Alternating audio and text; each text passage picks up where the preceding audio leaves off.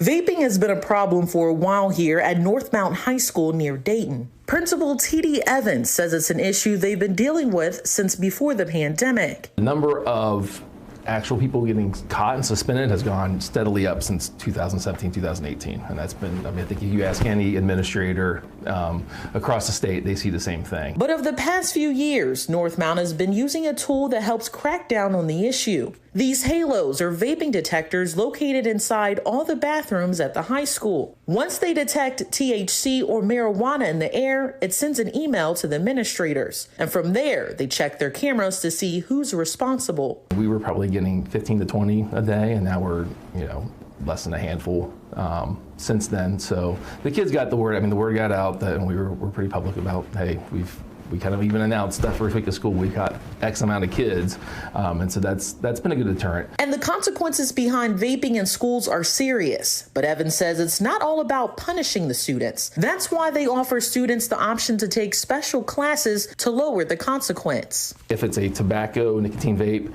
it's a 10-day suspension that we reduce down to 3 if they are willing to go through this class, which 99% of the kids do the class, so that way we're getting some education.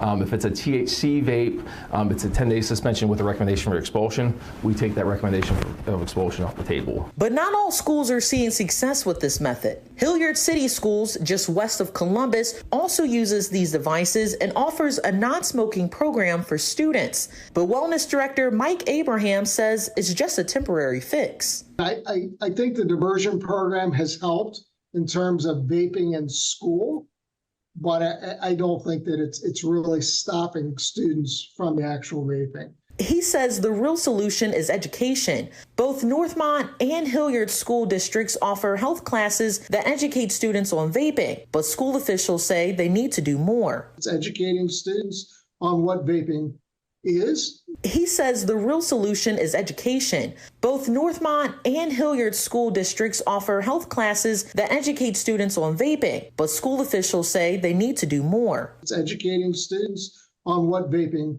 is, what it does to your body, what it does to relationships, all aspects of life. To educate students on that. And again, it's all about the co-op too, involving community. And while Northmont has found ways to decrease the number of students vaping on campus, Evans says the work is still not done, and they'll continue to work with the community to tackle this problem at hand. We're fortunate here. The community's given us a lot of resources to help with mental health and addiction problems for our kids. So we're fortunate to have that, and we utilize it the best we can. For Spectrum News, I'm Camry Nelson.